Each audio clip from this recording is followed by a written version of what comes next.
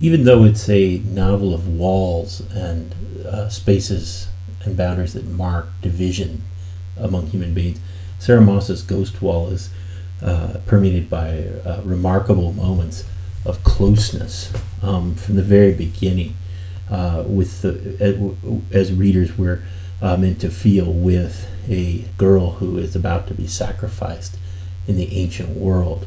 You think about the closeness of your position as reader with the girl here, as Moss writes on pages 3 and 4. They bring her out, not blindfolded, but eyes widened to the last sky, the last light, the last cold bites of her fingers and her face. The stones bruise her bare feet. There will be more stones before the end. They have put her into a loose tunic. Against the low red light of the winter sunset, her body is white as chalk, solid against the wisps of fog and tracery of reed. She tries to cover herself with her hands and is not allowed. One holds her while the other binds her. Her breathing is accelerating. There is an art to holding her in the place she is entering now, on the edge of the water earth, in the time and space between life and death, too late to return to the living, and not time, not yet, not for a while, to be quite dead. In the moment of sacrifice here, where she's going to be given up to the bog and buried within it, there are these spaces of boundary, the edge of the water earth, the space between life and death, the space that is marked between those about to commit the sacrifice and the one sacrificed herself here. But there's also a closeness that we feel within it as well, right? The closeness of the reader to the experience of the girl, the closeness that's narrated bit by bit. And that closeness is one of the tensions that kind of drives Moss's novel here. That closeness that we have to Sylvie in her kind of coming of age story, as she feels kind of the impending violence that her father portends for her. And that relationship with her father and its marks of physical and assumed violence is kind of the center of the novel here.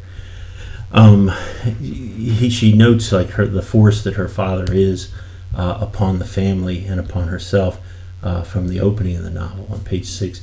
My father was holding us all there, bored by force of will.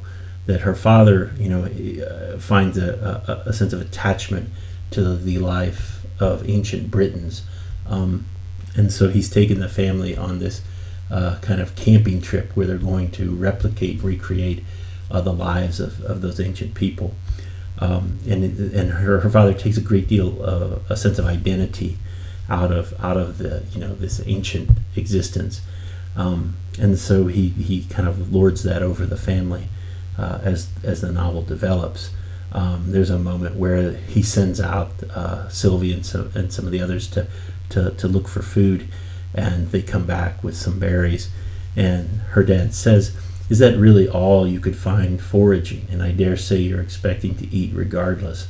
And so his sense of kind of domination over the group, over the family, comes out as he attaches himself to this ancient identity. Sylvie's story is one of breaking away in some ways, but the tension is whether or not she can break away from that sense of control and impending violence. One time she and Ma, the college student, run off together to get ice cream on one of their hikes, and Ma is speaking to her. "He'll know," she says, licking her ice cream. "Your dad, Sylvie, you're terrified of him." "I'm not," I said. "Really, I'm not. But please, can we just get on now?" So the question of whether she can break away from her father is central to the novel. That's a sense of breaking away in terms of identity, and also a sense of physically breaking away at times.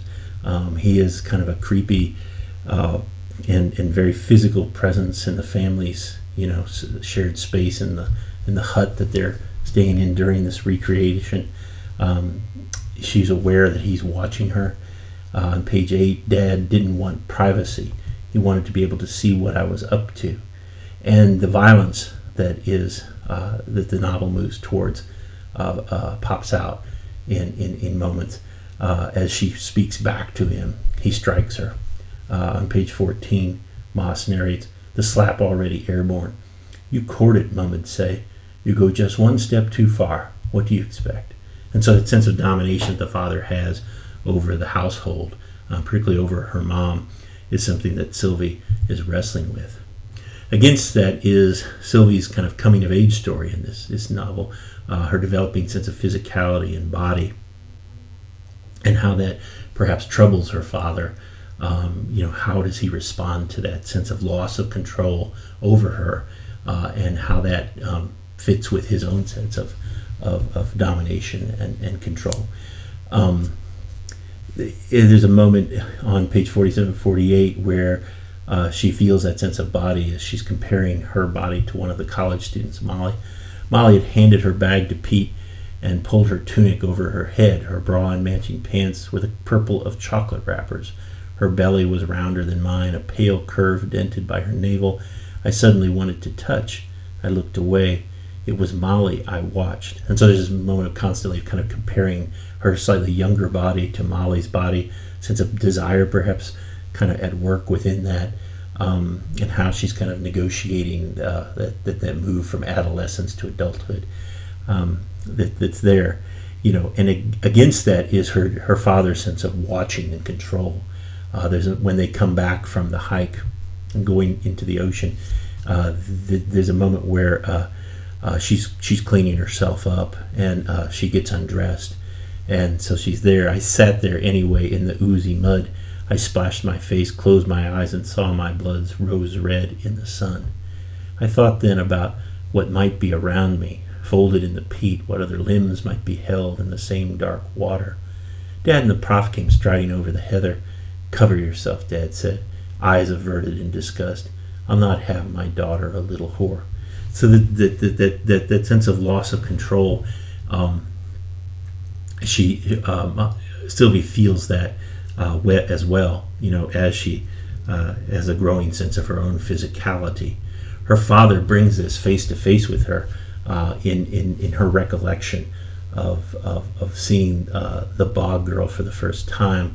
As they're in a museum, earlier in life, there's a moment where her father holds up an image of a girl who's been sacrificed, and then and whose body has been preserved within the bog. He holds up the photograph. He says, "She was a young teenager," Dad had said, "about your age, they think. How do you think she died, Sylvie?" He pushed the photo in front of me. So there's this sense of impending violence in that, a sense of control that he tries to take in comparing her to the girl sacrifice here. And Sylvia is having to find a means of defining her own identity against that violence and her father's control. Another aspect of control that is at work in the novel is the sense of the wall as a space and the end that it creates.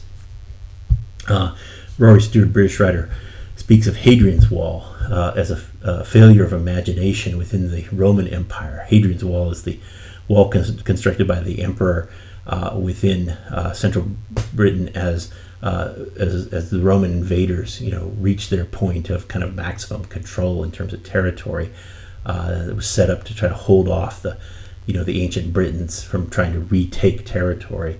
As Professor Slade speaks of the wall as the campers examine it, the wall was much more of a symbol than a military necessity. It's a marker, said Professor Slade, the edge of empire. Mum hunched on her rock, touched her arm where I'd seen the bruise earlier. So the wall here is, the question is the wall a symbol of the empire's might and control, or is the wall as Stewart thinks of it as a failure, as a sign of the empire's own sense of growing decay and loss of control? And so, in what ways do walls indicate both things within the story? So the wall here is both a physical thing that marks control, but also there's a sense of loss of control, much like the father's sense of loss of control that leads him into violence, causes him to lash out at his wife and daughter. There are plenty of walls and moments of boundary in this that get narrated by Moss. There are boundaries in time, a sense in which the family, in recreating the experience of ancient Britons, feels that sense of closeness to them as they go into it.